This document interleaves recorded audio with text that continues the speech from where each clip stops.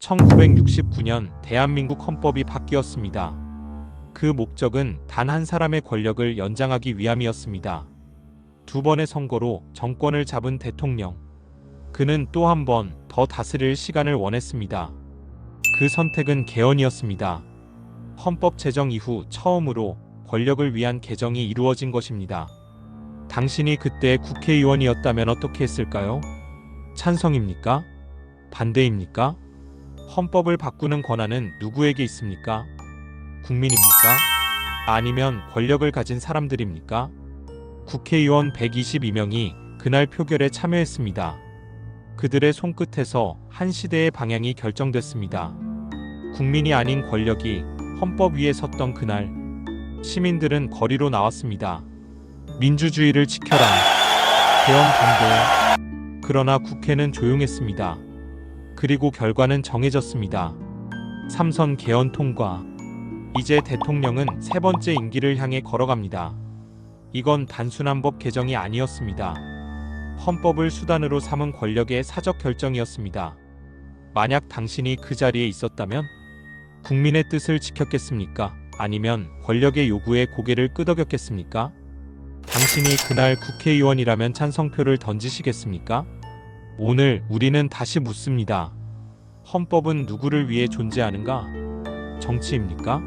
아니면 국민입니까? 그날의 선택은 오늘날 민주주의의 근간을 흔들었습니다. 역사는 묻고 있습니다. 그날 우리는 무엇을 지키고 무엇을 잃었는가? 지금 당신의 선택이 시작됩니다. 그날의 선택 제7화. 3선 개헌 장기 집권의 문을 열다. 당신이 그날 국회의원이었다면 개헌을 저지하고 역사 앞에 자랑스러운 국회의원이 되었을까요? 여러분의 마음을 귀 기울여 보세요. 1960년 부정선거로 무너졌던 대한민국. 3.15 부정선거와 4.19 혁명은 국민의 손으로 헌정 질서를 되찾는 계기가 되었습니다. 그러나 그 헌정 질서는 또다시 시험대에 올랐습니다. 1963년 군복을 벗은 박정희. 1967년 재선에 성공한 박정희. 그리고 1969년 그는 다시 한번 선택을 요구합니다. 그의 목표는 단 하나. 헌법을 바꿔 세 번째 임기를 가능하게 하는 것. 3선 개헌. 이를 정치적 과제로 제시합니다. 공식 명분은 안정된 국가 운영과 국가 발전의 연속성. 하지만 그 속내는 분명했습니다. 장기 집권의 길을 열기 위한 전략이었습니다. 국회에 상정된 3선 개헌안. 당시 국회의원 수 122명. 개헌을 위해 필요한 찬성표 82명 이상. 여당은 언론을 통제했고 야당은 내부 갈등에 시달렸습니다. 공론장은 차단되고 국민의 목소리는 희미해졌습니다. 시민들은 거리로 나왔습니다. 또다시 헌법이 무너진다. 민주주의를 지켜야 한다. 하지만 언론은 침묵했습니다. 반대의 목소리는 방송되지 않았고 신문은 검열을 피할 수 없었습니다. 야당 정치인들은 협박을 받거나 회유당했고 일부는 정계 은퇴를 선언하기도 했습니다. 결국 1969년 9월 개헌안은 국회를 통과합니다. 개헌안 찬성표 86표, 반대 48표, 필요한 3분의 1을 간신히 넘긴 숫자였습니다. 그날로 3선 제한 조항은 헌법에서 사라졌습니다. 이후 박정희 대통령은 1971년 세 번째 대선에 출마합니다. 그는 승리했고 대한민국은 장기 집권 체제의 문턱을 넘어서게 됩니다. 이것은 단순한 선거 전략이 아니었습니다.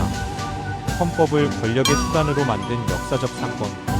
그 출발점이 바로 1969년의 3선 개헌이었습니다. 이후 정치의 룰은 점점 달라집니다. 공정한 경쟁이 아닌 룰을 만드는 자의 독주. 민주주의의 핵심은 교체 가능성이지만 그 가능성마저 무너진 날이었습니다. 당신이 국회의원이었다면 이 표결에 어떤 판단을 내렸겠습니까? 헌법은 국가의 얼굴입니다. 그 얼굴이 한 사람의 욕망에 따라 바뀐다면 우리는 어떤 국민이 되어야 합니까? 1969년 박정희 대통령은 역사 속 가장 논쟁적인 선택을 합니다. 3선 개헌은 이를 안정과 발전의 길이라 불렀습니다. 분명 박정희 대통령은 산업화의 상징이었습니다. 그의 시기에 경제는 성장했고 도시는 팽창했으며 국가는 나아갔습니다. 그러나 그 시작을 가능하게 한 권력 구조는 민주주의의 본질과 멀어졌습니다. 정치는 국민과의 약속입니다. 헌법은 그 약속의 첫 문장입니다. 그 약속이 권력자의 필요에 따라 고쳐질 수 있다면 국가의 근본은 어디에 존재합니까? 당시 개헌은 국회의 절차를 거쳤습니다. 형식적 정당성은 갖추었죠.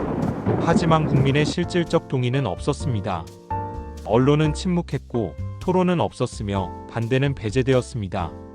그것은 절차의 이름을 빌린 정치의 쿠데타였습니다. 송 박사는 말합니다.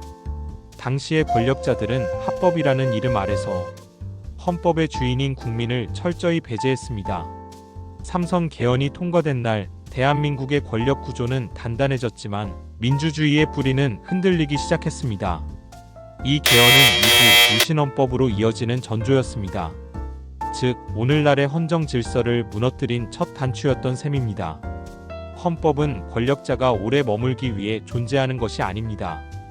헌법은 권력이 떠날 수 있도록 설계된 구조입니다.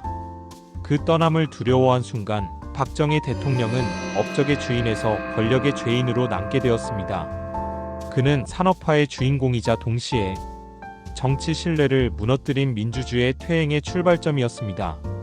송 박사는 단호하게 말합니다.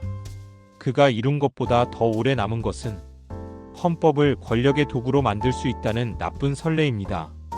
그날 이후 정치판은 변했습니다. 헌법은 국민의 것이 아닌 권력자의 설계도로 인식되기 시작했고 국민은 정치에 대한 신뢰를 잃었습니다. 진정한 리더십은 임기를 연장하는 것이 아니라 떠날 때 박수를 받는 것입니다. 송 박사는 묻습니다. 당신이라면 그날 개헌안에 찬성표를 던졌겠습니까? 역사의 질문은 늘 단순하지만 그 대답은 우리의 현재를 만들고 있습니다. 1969년 대한민국은 고속도로를 놓고 산업을 일으키고 세계가 주목하는 기적의 나라로 나아가고 있었습니다. 그러나 그 성장의 한복판에서 박정희 대통령은 정치 생명을 연장하는 선택을 합니다. 왜였을까요? 배경 1. 베트남전 파병. 미국과의 밀월, 전후 경제 지원. 박정희 정부는 자신감에 차 있었습니다. 이 길을 멈추면 안 된다. 그 신념은 곧 권력 연장의 논리로 이어졌습니다. 배경 2. 안보 위기와 외세 위협. 1.21 사태, 후에블로우 사건 이후 지금은 지도자가 바뀔 시기가 아니다는 두려움이 국민 사이에도 퍼졌습니다. 배경 3. 야당의 분열과 국민 피로도. 야당은 내부 분열로 힘을 잃었고 국민은 정치 갈등보다 먹고 사는 문제를 우선시했습니다. 그 틈을 파고든 것은 바로 삼선 개헌안이었습니다. 이제 생각해봅시다. 만약이라는 상상은 만약 헌법의 중임 제한은 국민투표로만 변경 가능 조항이 있었다면 국회의원 몇 명이 바꿀 수 없는 헌법이었다면 그날의 개헌은 국민 앞에 직접 물어야 했을 것입니다. 여러분은 박 대통령의 삼선을 원하십니까? 그 질문이 주어졌다면 과연 결과는 같았을까요? 만약 시민사회가 강력히 저항했다면 광장에서 수십만이 촛불을 들고 헌법은 당신의 것이 아니다 외쳤다면 국회는 과연 그 표결을 강행할 수 있었을까요? 만약 언론이 자유롭게 목소리를 냈다면 신문 일면에 이런 헤드라인이 실렸다면 국회, 국민 없는 개헌 추진 민주주의 어디로 가나? 그 여론은 개헌을 저지했을 수도 있습니다. 역사는 단 하나의 길만 걷지 않습니다. 당시에도 다른 선택지가 있었습니다. 다만 그 선택을 만들 정치적 상상력과 시민의 힘이 부족했을 뿐입니다. 송 박사는 말합니다. 정치는 현실이지만 역사는 상상 위에 서 있습니다. 그날의 선택이 오늘의 구조를 만들었고 오늘의 상상은 내일의 민주주의를 지키는 첫걸음입니다. 여러분은 어떻게 생각하십니까? 만약 당신이 그 시절 언론인이었다면 당신은 어떤 기사를 썼겠습니까? 만약 당신이 1969년 국회의원이었다면 그 표를 던지는 손이 떨리지는 않았겠습니까? 1969년 국회는 조용히 표결을 진행했습니다. 헌법은 한 사람의 정치적 야망을 위해 바뀌었고 민주주의는 눈을 감았습니다. 그 선택의 결과는 장기 집권의 길, 그리고 민주주의의 퇴보였습니다. 그러나 질문은 아직 끝나지 않았습니다. 2025년 우리는 과연 얼마나 달라졌을까요? 오늘날에도 헌법을 쉽게 바꿀 수 있다면 우리는 안전한가요? 헌법은 국민을 지키는 최후의 성입니다. 그러나 그 성이 언제든지 열릴 수 있다면 그 안에 있는 우리의 삶은 정말 보호받고 있는 걸까요? 법은 사람을 위해 존재한다면 그 사람은 누구입니까? 정치인은 국민을 위해라며 법을 바꿉니다. 그러나 그 국민은 당신이었나요? 아니면 권력에 가까운 소수였나요? 권력이 법 위에 있을 때 시민의 선택은 무엇이어야 합니까? 그날 많은 이들이 침묵했습니다. 지금도 여전히 많은 이들이 나는 정치에 관심 없다고 말합니다. 하지만 송 박사는 말합니다.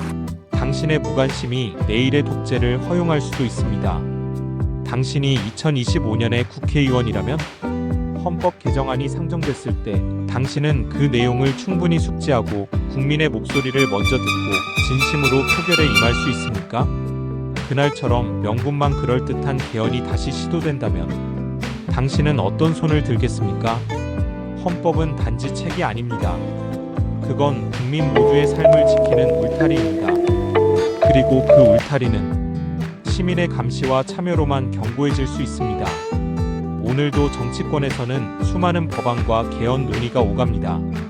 그 순간마다 우리는 물어야 합니다. 이 법은 누구를 위한 법인가? 이 개정은 권력을 위한가? 국민을 위한가? 이 결정의 끝에 나는 안전한가? 마지막으로 다시 묻습니다. 당신이 지금 국회의원이라면 헌법을 바꾸는 손, 당신은 누구를 위해 들고 있습니까? 삼성 개헌은 단지 헌법의 조항 하나가 바뀐 사건이 아닙니다. 그것은 국민보다 권력이 앞서버린 한 시대의 선택이었습니다. 그 선택의 그림자는 지금도 이어지고 있습니다. 법보다 강한 권력, 절차보다 빠른 결정, 그리고 침묵한 다수. 송 박사는 믿습니다. 진실을 기록하고 묻고 되짚는 힘은 정치인도 군인도 아닌 당신 같은 시민에게 있다고 말입니다. 우리는 역사의 수동적 목격자가 아니라 그 방향을 바꾸는 참여자입니다. 구독과 좋아요, 그 작고 간단한 선택이야말로 진실을 계속 꺼내는 힘이 되고 잊지 않겠다는 약속이 됩니다. 그날의 선택은 계속됩니다. 함께 걸어주세요.